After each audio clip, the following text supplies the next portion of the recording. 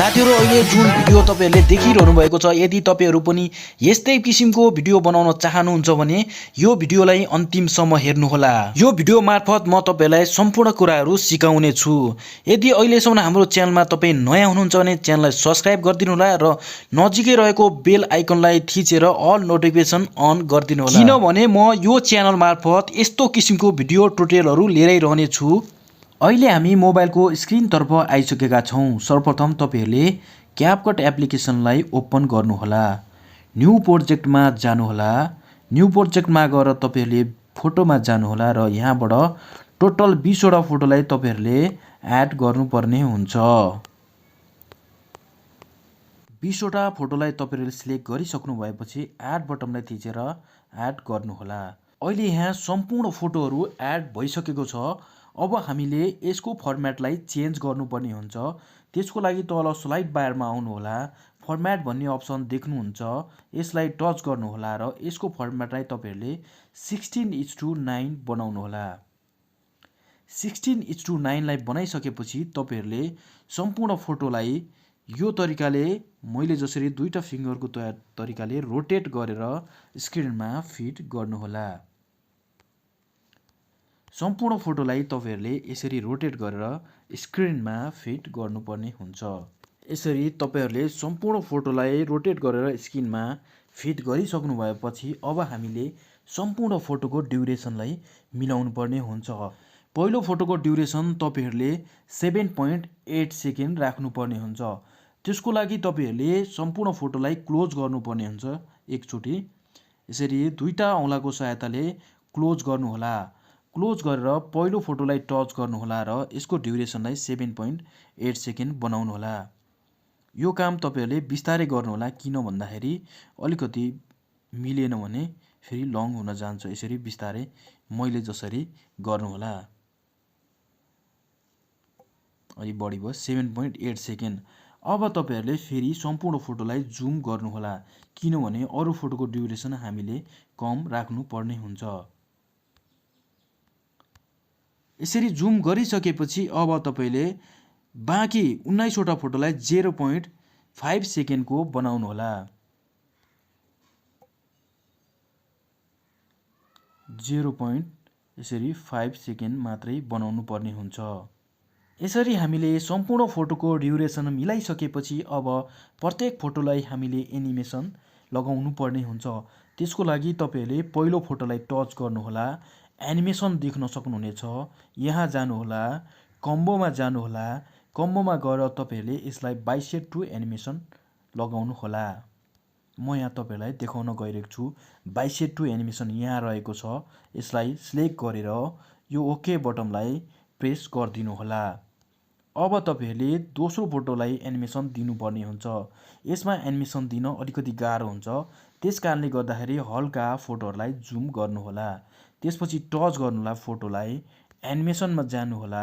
कम्बोमा जानु होला र प्रत्येक फोटोलाई तपाईहरुले पेन्डुलम टु एनिमेसन दिनु होला।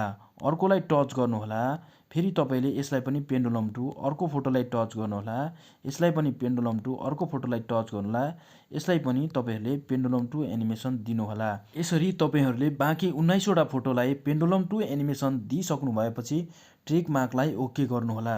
एउटा कुरा यहाँ तपाईहरुले के ख्याल गर्नु होला साथीहरु, यसरी तपाईहरुले एडिटिङ गरिरहँदाखेरि हल्का ल्यागिङ आउने समस्या हुन सक्छ। यसलाई तपाईहरुले मतलब नगर्नु होला। मैले भने जसरी ड्युरेसन मिलाउँदै जानु होला र त्यसपछि यसरी हामीले सम्पूर्ण फोटोलाई एनिमेसन दिइसकेपछि अब हामीले सम्पूर्ण फोटोहरुमा भिडियो इफेक्ट लगाउनु पर्ने हुन्छ। त्यसको लागि तपाईहरुले यहाँ स्लाइड बारमा देख्नु भएको छ इफेक्टको आइकन। यहाँ गएर तपाईले टच गर्नु होला। भिडियो इफेक्टमा टच गर्नु होला। यहाँ गएर तपाईले पार्टीको अप्सनमा जानु होला। यसलाई सिलेक्ट गरेर स्क्रल डाउन गर्नु होला। लास्टमा रहेको छ व्हाइट फ्ल्याश। यसलाई तपाईहरुले सिलेक्ट गर्नु होला र यहाँ ट्रिक मार्कलाई ओके गरेर सिलेक्ट गरिदिनु होला। त्यसपछि यसको एउटा कपी गर्नु होला। यहाँ कपीको अप्सन देख्नु भएको छ। यसलाई टच गरेर कपी गर्नु होला। यसलाई लङ प्रेस गर्नु होला र यो कपीलाई तपाईहरुले थोरै यता अर्को फोटोमा ल्याएर राख्नु होला। त्यसपछि तपाईहरुले यसको ड्युरेसनलाई यसलाई टच गर्नु होला र यस इफेक्टको ड्युरेसनलाई तपाईहरुले फोटो बराबर राखिदिनु होला। त्यसपछि अब दोस्रो इफेक्टलाई तपाईहरुले एडिटिङ गर्नुपर्ने हुन्छ। त्यसको लागि जस्ट यसलाई क्लोज गर्नु होला र जहाँनिर ट्रान्जिसन चेन्ज हुन्छ त्यसको र जहाँ अलिकति फोटो आउँछ त्यहाँनिर तपाईहरुले यसलाई लगाउनु होला। थोरै सम्पूर्ण फोटोहरुलाई तपाईहरुले जुम गर्नु होला ताकि तपाईहरुलाई यहाँ एडजस्ट गर्न सजिलो होस्। अब तपाईहरुले यसलाई टच गरेर थोरै ट्रान्जिसन जहाँनिर चेन्ज हुन्छ त्यहाँनिर मात्र हुने गरेर यसलाई राखिदिनु होला। अब तपाईहरुले यसलाई टच गर्नु होला र यहाँ कपीको अप्सनमा गएर कपी गर्नु होला। यसलाई टच गर्नु होला, ड्र्याग गरेर अर्को फोटोको ट्रान्जिसन चेन्ज हुने ठाउँमा लगेर राख्नु होला। यसलाई पनि तपाईहरुले कपी गर्नु होला। यसलाई कपी गरेर फेरि यसलाई पनि तपाईले ड्र्याग गरेर लङ प्रेस गर्नु होला, आफै सर्छ। यसलाई यहाँ लैजानु होला। जहाँ जहाँ ट्रान्जिसन चेन्ज हुन्छ त्यहाँ त्यहाँ तपाईले यसलाई कपी गरेर लगाउनु पर्ने हुन्छ। म कपी गरेर सम्पूर्ण लगाएर देखाउने छु। तपाईहरुले यहाँ देख्न सक्नुहुन्छ मैले अहिले सम्पूर्ण फोटोहरुमा इफेक्ट लगाइसकेको छु। भिडियो लामो हुने भएको कारणले गर्दाखेरि मैले तपाईलाई एक एक गरेर देखाइन। तपाईले भने बिस्तारै एउटा एउटा फोटोमा ट्रान्जिसन चेन्ज हुने ठाउँमा तपाईहरुले यो तरिकाले यसलाई कपी गर्दै लगाउँदै गर्नुपर्ने हुन्छ। तपाईहरुले सम्पूर्ण फोटोलाई इफेक्ट लगाइसक्नु भएपछि यसलाई तपाईहरुले स्क्रल राइट गर्नु होला। यहाँ अन्तिममा तपाईहरुले क्यापकटको वाटरमार्कलाई देख्न सक्नुहुन्छ। यसलाई यहाँ टच गरेर सिलेक्ट गर्नु होला र डिलिटको अप्सनमा गएर यसलाई डिलिट गरिदिनु होला। त्यसपछि आएर यहाँ एउटा एरो देख्नु भएको छ। यसलाई टच गरेर यो भिडियोलाई 100% एक्सपोर्टिङ हुन दिनु होला। त्यसको लागि केही समय वेट गर्नुपर्ने हुन्छ साथीहरु। त्यो भन्दा पहिला तपाईहरुले यदि हाम्रो च्यानललाई अहिलेसम्म सब्स्क्राइब गर्नुभएको छैन भने च्यानललाई सब्स्क्राइब गरिदिनु होला र नजिकै रहेको बेल आइकनलाई अल नोटिफिकेसन राखिदिनु होला।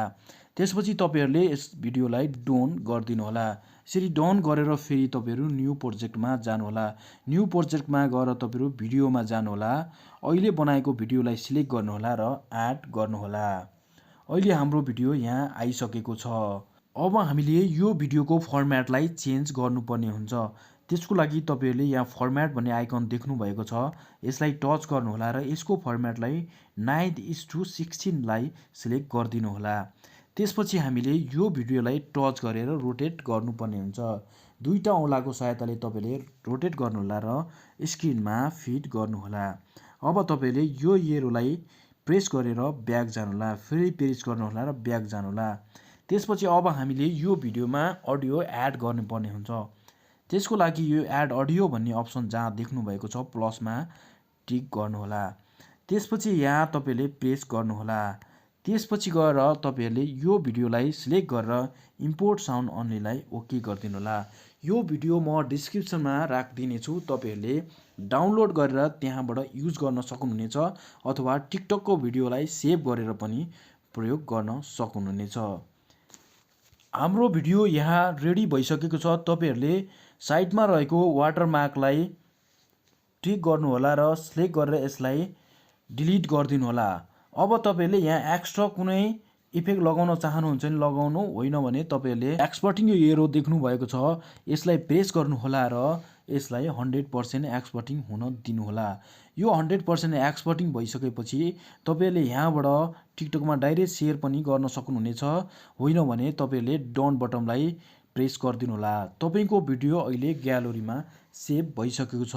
साथीहरु भिडियो कस्तो लाग्यो? भिडियो तपाईहरुलाई मन पर्यो, सहयोग मिलेको छ भने साथीहरुलाई पनि शेयर गरिदिनु होला। आजलाई नेक्स्ट भिडियोमा आउने बाचाका साथ बाइ बाइ।